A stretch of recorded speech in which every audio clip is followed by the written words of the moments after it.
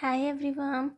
In this quick tutorial, I will show you how to convert an Excel file to PDF using the ILovePDF app. Just open the app and go to the Tools. Here you can find this Excel to PDF button.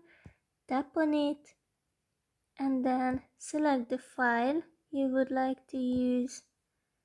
Click on Next and wait a few seconds. Here we go. Let's see my file. Let's check it. So yeah, that's basically it. We can now share this file or download it or edit it. So it's quite useful. I hope it helps and have a nice day.